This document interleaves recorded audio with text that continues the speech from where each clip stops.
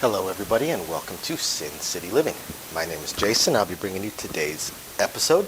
As always, please hit those like and subscribe buttons. I want to give a couple quick little informational things. First, to all the fans that ask us about being able to tip the channel to show your appreciation and help us out. We still have the buy us a coffee function. Really appreciate all those coffees you guys have bought us. As you know, all three of us live off coffee. Just check the description of the video down below for a link to that if you are interested. But also, YouTube has now added a new function, a thanks button, right at the bottom of our videos. So if you appreciate what we're doing or appreciate the video we put out, please hit that thanks button, drop us a little bit. And if not, no worries. We appreciate all you guys watching. Second, we have our live streams coming up. They're going to be every single week on Tuesdays at either 1 or 2 o'clock, probably 2 o'clock. Some days I pick up the kid, I may do it at 1, but I'll let you guys know in advance. And once a month we will be doing a charity one. So this first one is going to be towards charity. After that will be our regular live streams. If they go well, we'll continue to keep them on YouTube. If not, we'll shift them over to our patrons. For most of them, we'll still do the occasional one on YouTube. And with that in mind also, please join us as one of our patrons. Just check again the description of the video down below for some links to that. And we have exclusive videos that we put up there all the time. Things we don't put on the regular channel, including the entire How to Deal Craps course. So with all that being said, we're going to go ahead and get into today's video. All right, everybody. So today we're going to go over the most common successful craps strategy. As we've talked about in a lot of our videos recently, the excuse me, all of these complex strategies people come up with, if this and that, hedge this, hedge that, do this on this side, this dark side, this light side, do this, pull this down, all that. They're not looking so much at winning. They're more looking at, oh, this way I minimize my losses, this way I take my money off the table and I'm playing with the quote-unquote casino money, which is a bunch of BS. It's not casino money. And they're not looking at the strategy and going, what does it take for the strategy to win? And that's actually pretty important. Now, we've already talked about the power press multiple times, and we'll talk about it again in the future, I'm sure, as the power press is the strategy that has the potential to make the absolute most amount of money. However, because of that potential, it also has the likelihood of losing the most amount of money very, very quickly.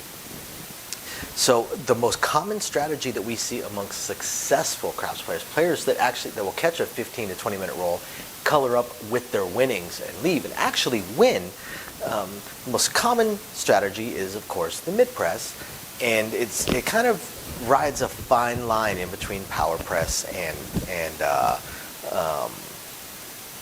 like press one eater or something like that. Now, most mid press players will switch to a power press at a certain point, or they will actually come off the mid press entirely and just same bet a couple of times once they hit a certain point, which is basically their win condition. When you see players that mid press, mid press, mid press, mid press, and then stop pressing, or even power press, power press, power press, and then start saying same bet, it's not that they suddenly got scared.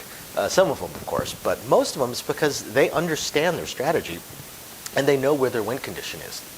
And they know that by taking the same bet, that once this roll finally ends, they are winners and will be able to leave the table.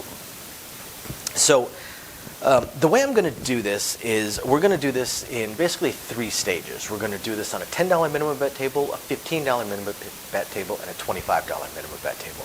And what I want to do is I want to analyze where the win conditions are. How it can win and where the win conditions are. So we're going to start off with 64 across. Now I took the puck off because it doesn't really matter. Now obviously these are only going to pay while the puck is on. Very few people are ballsy enough to work while the point is off. So when we talk about how many times a number needs to hit, we're talking about how many times a number needs to hit while it's live.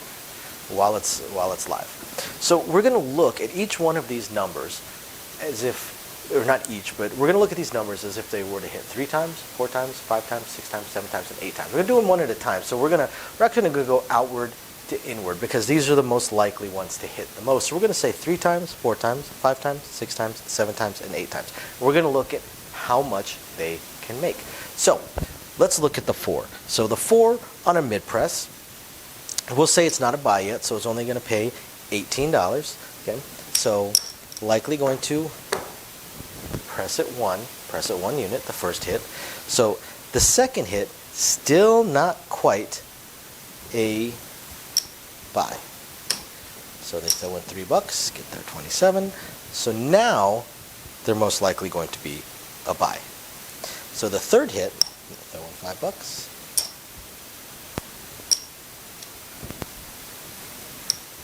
And they will collect the rest.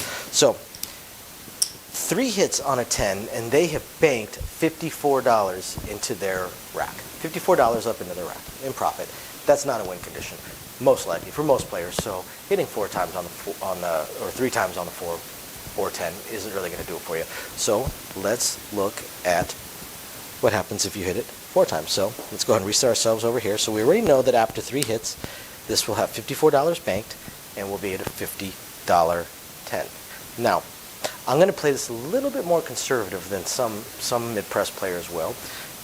Some mid-press players will start going towards a straight press on the 4 and 10. So from 50, they will go up to 100. However, others are only going to go up to 75. So we're going to do it that way, okay? So this is going to be a $2 vig. It's going to pay 100 for 2, and they press it up to 75. So 4 hits on the 10, $127 in your rack. Probably still not a win condition, but we're getting there. So let's look at the 5. So the 5, we'll do the 5 as 5 hits. Okay? So the first hit, they're going to press it 1 unit. The second hit, they're going to collect 11. So the third hit, go to 36. The fourth hit, go to 50. And the fifth hit, go to 75. So after 5 hits,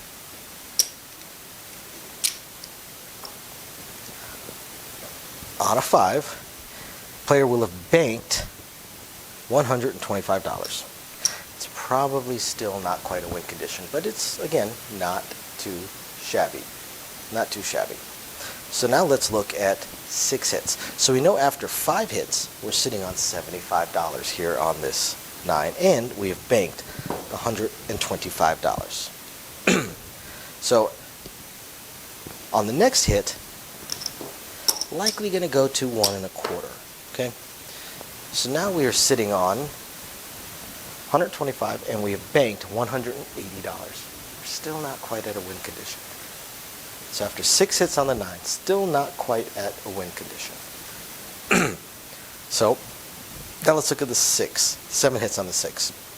So the first hit, press 1 unit.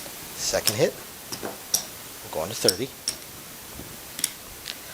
Third hit, going to 42. Fourth hit,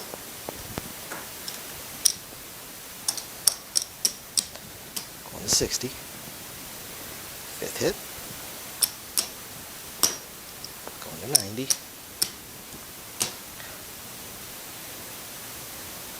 Sixth hit. And this one's kind of iffy. Likely going to go to 150 after 6 hits. And hit number 7. Now, a couple different ways they can do this. We're going to say they do it on a conservative route, and they go up to 210. So, 7 hits.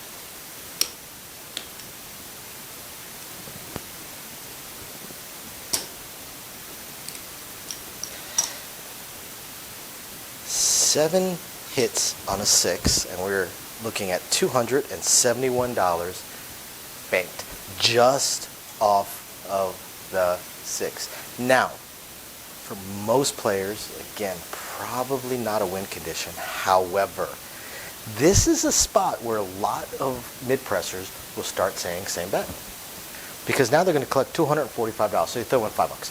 If they collect $250 every single time, they've already banked $270. They catch it one more time, and they have banked $500. For a lot of players, $500 in profit is a win condition. Absolutely a win condition, especially if they've caught a few other things. You know, catching all of this stuff, unlikely, and I'll explain why when I finish. So that was 7 hits. So after 7 hits, we're at 210. $271 in profit. So on the 8th hit, if they were to mid-press it again, On the 8th hit, what we are likely to see, we are likely to see a press up to 300. So after 8 hits, $426. That's assuming I'm mid-pressing every single time. $426. We are definitely approaching win condition territory, especially if they've caught a few things here and there. Now, as you guys have noticed, when it's a lower amount of hits, you're not winning as much. You definitely need to be pressing up in order to get to where your payouts are starting to hit a win condition. So I said, what about catching all of this? Well, if you somehow manage to catch all of this, we're looking at what? 4, 6, 8, 9, 1,000, 1,150, 1,100, about $1,180 something dollars. $1,180 something dollars. That would be a win condition for most players. However, again, unlikely to happen.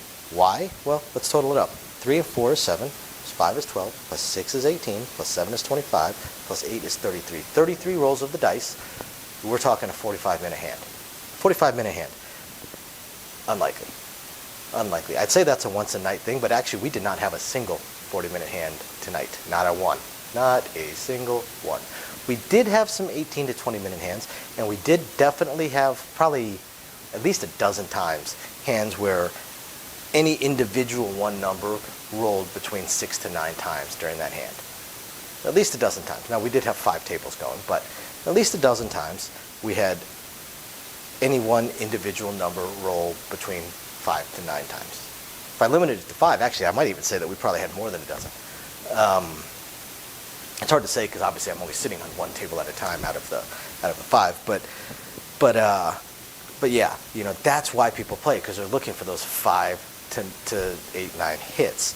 Especially if they're a mid-press player. If they're a power press player, they really don't need quite so many hits. But for a mid-press player, they definitely need 7, 8 hits on a number. Now, if you go outside, if you get a 4 that rolls, say, 6 times, if you're a mid-press player, you probably hit your win condition.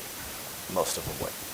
So there we go. That's a $10 minimum bet table. We're going to analyze this next on a $15 minimum bet table. Thank you everybody for watching today's video, and as promised, a little bit more detail on things that we are working on. So again, we want to continue trying to expand the channel. We're really hoping to be able to add roulette as soon as possible, and then some video keno, video slots, stuff along those lines. Unfortunately, it ate up almost all of our cash, paying off all of our bills during the month of January while we were down. And now that the holidays have ended, YouTube's payouts have dropped significantly. So we're kind of treading water here as far as all that goes. Do have a lot of things we want to add, though. Not just those things, those additional games, and hopefully some carnival games and such like that.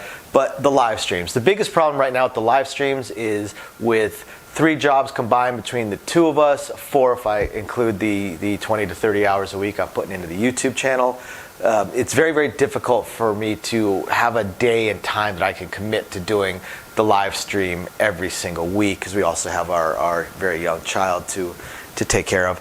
But I'm trying to figure that out. I'm thinking it's probably going to end up being on Monday nights or Tuesday afternoons, or possibly both. I intend to do at least one live stream exclusively for our patrons, and then another one on the YouTube channel. So possibly both days. We also have a few other things that we really want to attempt to move forward on. I'm just running into either time or skill set issues. I do want to eventually have a website going for us. I did used to program websites over a decade ago. A lot of things have changed, and I just don't have that time. And not a whole lot of knowledge on the current state of building websites, hosting what sites can host, and how to build up, the e-commerce stuff. So if anybody has any skill sets along those lines and would like to answer some questions or just help us out, shoot us an email, sincitylivingLV@gmail.com. Also, I really hope to be able to start adding some exclusive stuff from Sin City Living, logoed shirts, hats. I'm looking to get custom dice made, even custom layouts made, although those would be pretty expensive. But I know zero about e-commerce and drop shipping and anything along those lines. So if you have any skill or knowledge in that area, please email me. I would love to ask you some questions and see if you can answer a few to help me figure out how to get that going. Same thing with designing our logos. I had some logos designed, very, very small logos, unfortunately, not big enough to blow up to put on T-shirts and stuff like that. And again, I know I know nothing about logo design, graphic design, any kind of websites that could do it. I literally know nothing. So if you have any skill or knowledge in that area also, please email me, and you're willing to answer some questions, please email me and let me know. I'll admit I don't even know where to start as far as asking some questions, but I'm sure I'll ask a few and that'll trigger a few more, so on and so forth. So yeah, there's that, and of course we do hope to continue to improve our AV setup, but I am an AV moron, so also right there, if you have any skill sets or knowledge in that area, please email me and are willing to answer some questions. Please email me and let me know. We would love to help. Otherwise, again, thank you everybody for watching, and we're very excited to continue bringing you our videos. Bye now.